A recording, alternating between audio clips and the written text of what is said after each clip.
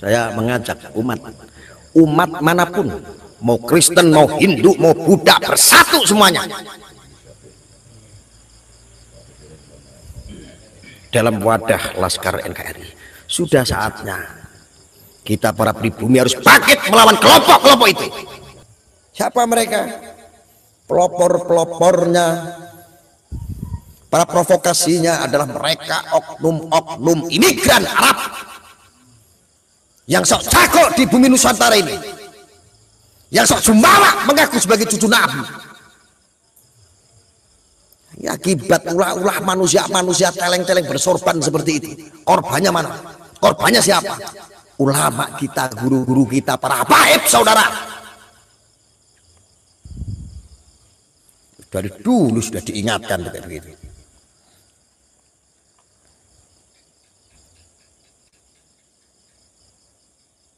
Dari dulu kita sudah ingatkan.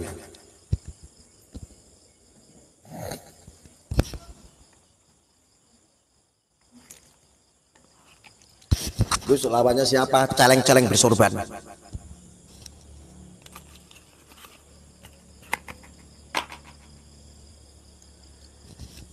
Nanti kalau teman-teman bingung karena Anda dipikir Anda berjuang sendiri, gabung di Laskar NKRI bersama-sama se-Indonesia, se-Nusantara, gabung di Laskar NKRI. Kita kuatkan perjuangannya, kita habisi kelompok-kelompok itu, nggak usah takut. Kebiasaan tuman.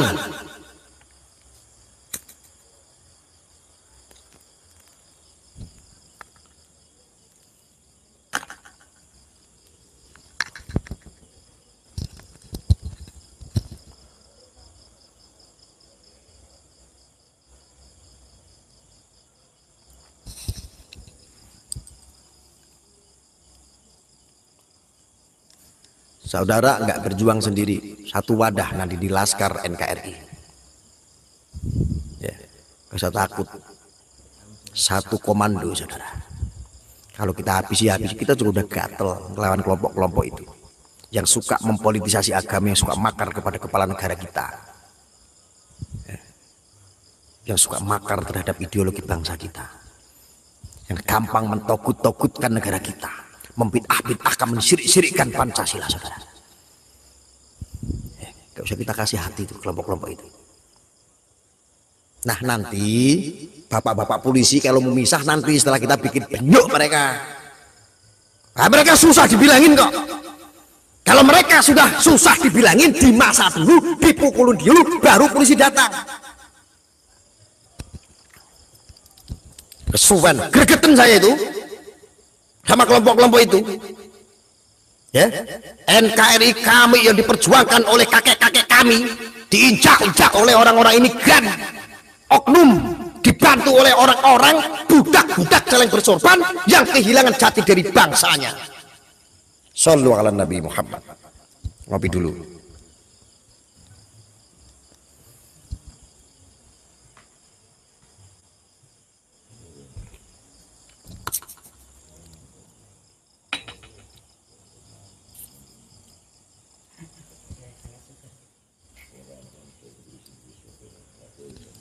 Laskar Jatim hadir Gus, nggih, monggo binara. Ya. Saya mengajak umat manapun, mau Kristen, mau Hindu, mau Buddha, bersatu semuanya dalam wadah Laskar NKRI. Sudah saatnya kita para pribumi harus bangkit melawan kelompok-kelompok itu.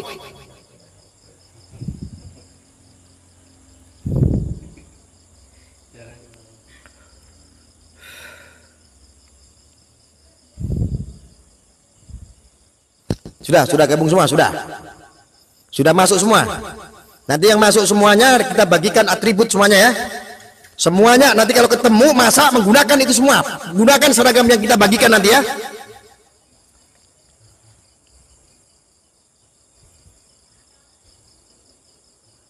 Sudah masuk belum di Laskar NKRI? Sudah belum? Ya. Mari kita dapatkan barisan, satukan rasa, satukan visi, satukan misi untuk bela negara. Titik, nggak pakai koma. NKRI harga mati, titik. Mana yang belum? Kalau yang belum nanti di chat, di komentar offline saya akan sematkan nanti linknya. Ya, kita bagikan semuanya nanti atribut nanti. Mulai dari ini, dari belangkon imamah. Nanti ada pinnya di sini. Laskar NKRI. Berikut seragamnya kita akan kasih semuanya. Kita akan bagikan semuanya.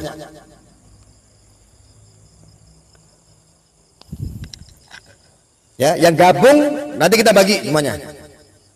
Ya, kalau kita nanti ada komando, kumpul 5.000 orang, kumpul semuanya. Lawan mereka, lawan. Gak usah takut mulai sekarang. Anda sudah punya rumah, Anda sudah punya teman, Anda sudah punya pasukan banyak. Laskar NKRI itu adalah Anda. Bukan pengurus, bukan siapa-siapa, tetapi milik kita semuanya.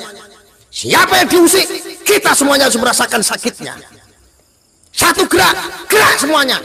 Shalom, salam sejahtera bagi kita semua. Om Swastiastu, Namo Buddhaya, salam kebajikan. Dan demikianlah cuplikan videonya saudara-saudara sekalian. Dan itu bisa menjadi sebuah ataupun semacam informasi bagi kita semuanya mengenai penjelasan yang sudah tadi disampaikan oleh beliau dalam cuplikan video yang sudah kita simak secara bersama-sama. Dan oleh karenanya, mari pada kesempatan ini kita akan berbicara ataupun membahas terkait dengan berita viral beberapa waktu belakangan terkait dengan pelarangan peribadatan. Pelarangan ibadah dalam video viral di Lubak begini penjelasan Kesbang Pol Padang.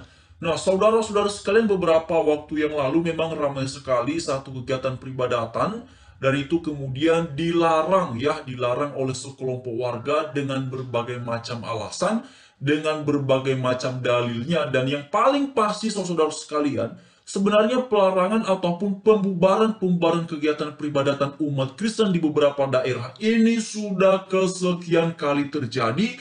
Dan oleh karenanya kita mengharapkan kepada para penegak hukum, mulai dari Bapak Presiden Jokowi, kepada para menterinya, baik itu Menko Polhukam, Menteri Agama, Menkumham, Bapak Kapolri, dan kepada tiap-tiap orang yang punya kewenangan untuk menuntaskan kebebasan beragama di bangsa kita di Indonesia ini. Oleh karena sesungguhnya, sebagaimana yang dijamin dan diamanatkan oleh konstitusi, bahwa kebebasan beragama itu dilindungi. Dan kebebasan beragama itu, saudara sekalian, di bangsa kita di Indonesia, memang di beberapa daerah bagus situasinya, luar biasa toleransinya. Tetapi di beberapa daerah, orang-orang beragama Kristen kerap kali dipersulit, dipersekusi oleh kelompok-kelompok warga tertentu, ya, dengan latar belakang agama tertentu. Oleh karena itu, saudara-saudara sekalian, kita mengharapkan tentunya ya kepada para pemerintah agar kiranya benar-benar memberikan perhatian dan segera menyelesaikan persoalan terkait dengan intoleran yang kerap kali terjadi di bangsa kita di Indonesia. Dan sejauh ini yang kerap kali menjadi korban pelarangan pembubaran ibadah adalah orang-orang yang beragama Kristen. Bahkan saudara sekalian, beberapa waktu yang lalu itu juga viral mengenai polemik pelarangan ibadah gereja di Lampung berakhir damai. Ya, itu juga ya, sudah larang ibadah lalu kemudian berakhir damai. Terjadi lagi aksi penolakan ibadah di gereja Tanjung Morawa Medan. Guntur Romli mengecam keras. Jadi saudara sekalian, ini memang sudah terjadi berulang-ulang di tempat yang berbeda, ya, di waktu yang berbeda dengan berbagai macam alasan. Tapi satu hal yang selalu serupa adalah ini dilakukan oleh kelompok-kelompok orang yang mengaku diri adalah warga dan segala macamnya. Dan kemudian ketika mereka melakukan aksinya, mereka berlindung dan berdalih terkait dengan izin dan segala macamnya. Oleh karenanya, karena izin itu kerap kali kemudian dijadikan sebagai alibi, sebagai dalil untuk membenarkan aksi-aksi mereka, maka tentu kita mengharapkan terutama terkait dengan PBM, Peraturan Bersama Menteri Nomor 8 Nomor 9 Tahun 2006 ataupun SKB 2 Menteri itu, kita harapkan memang itu segeralah kiranya oleh Pak Jokowi ataupun melalui Menteri Agama untuk dikaji ulang, karena poin-poin yang dikeluh kesahkan oleh warga Kristen ya mengenai SKB 2 Menteri itu sudah jelas, yang mengenai peran dari FKUB. Untuk apa lagi ada peran dari FKUB, lalu kemudian mengenai ada setuju warga 60 dan segala macamnya, lalu kemudian penggunaannya minimal 90 dan segala macamnya. Nah, saudara-saudara sekalian, kadang-kadang saya berpikir, kenapa ya beribadah saja, berdoa saja dengan cara membangun tempat peribadatan, misalnya dalam hal ini adalah gereja, Kok mesti ada izin dari warga dalam bentuk persetujuan, mesti ada rekomendasi FKUB? Bukankah beragama itu adalah hak warga negara? Lalu kenapa kemudian mesti ada izin dari sana, dari sini, ya dari situ, dan segala macamnya? Nah, saudara-saudara sekalian, inilah yang kemudian dihadapi oleh orang-orang yang jumlah penganut agamanya di bangsa ini tidak banyak, ya. Seperti diantaranya adalah Kristen, karena memang sejauh ini kerap kali mendapatkan persekusi, penolakan peribadatan, ataupun pembubaran peribadatan, itu adalah orang-orang yang beragama Kristen. Ya, saudara-saudara sekalian, itulah yang kerap kali terjadi. Dan entah sampai kapan situasi ataupun kondisi yang seperti ini terus terulang dari waktu ke waktu. Tentu kita mengharapkan agar hal-hal seperti ini segera dituntaskan. Bahkan beberapa waktu yang lalu itu juga ramai sekali mengenai ya pelarangan ibadah umat Kristen di Tambun, ya pendeta klarifikasi dan masalah selesai. Nah itu dia saudara ya. Bahkan juga ya bahwa ya video dugaan aksi pelarangan beribadah umat beragama non-muslim di Banuaran. Ini respon Pemko Padang. Jadi saudara semuanya, kalau kita hampir melihat ya di media, di pemberitaan-pemberitaan, itu pelarangan-pelarangan peribadatan kerap kali dilakukan oleh orang-orang yang menamakan diri kelompok warga, dan yang menjadi korbannya adalah orang-orang yang beragama Kristen. Nah, sampai kapan di tengah-tengah ada konstitusi kita yang menjamin kebebasan beragama, tapi ada kelompok-kelompok yang menamakan diri warga, ya, dengan latar belakang agamanya, lalu kemudian mereka berbicara menolak kegiatan peribadatan dan segala macamnya. Nah, ini bagaimana? Ya, bahkan sudah kita lihat saudara sekalian beberapa waktu yang lalu juga ramai sekali mengenai satu gedung yang sedang dibangun, itu di Batam ya, lalu kemudian gedung itu adalah gereja sedang dibangun, dirusak oleh warga.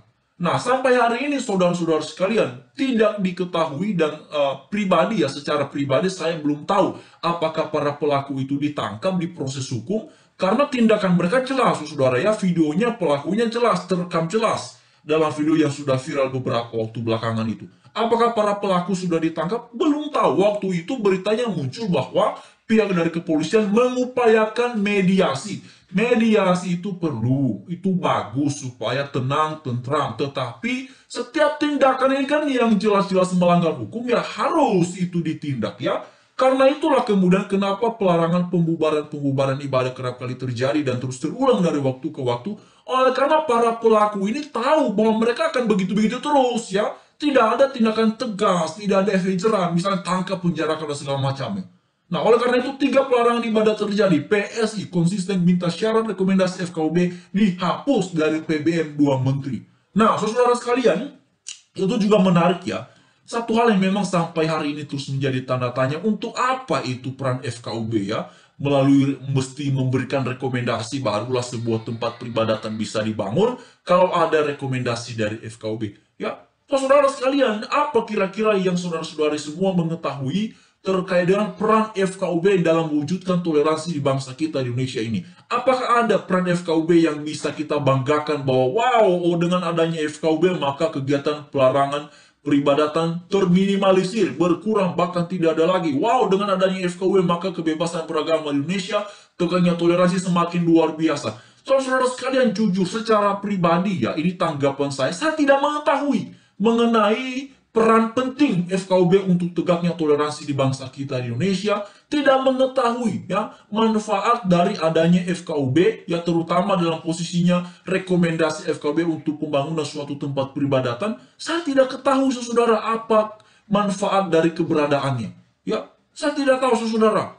Oleh karena itulah yang pasti kita mengharapkan agar pada akhirnya ya biarlah negara sendiri yang menangani dan menjamin dan juga memastikan mengenai seluruh proses perizinannya. Saya pikir itu jauh lebih luar biasa dan bermanfaat. Oleh karena itu saudara, mari terus bersuara dan kita dukung tegaknya toleransi di bangsa kita di Indonesia. Salam Pancasila.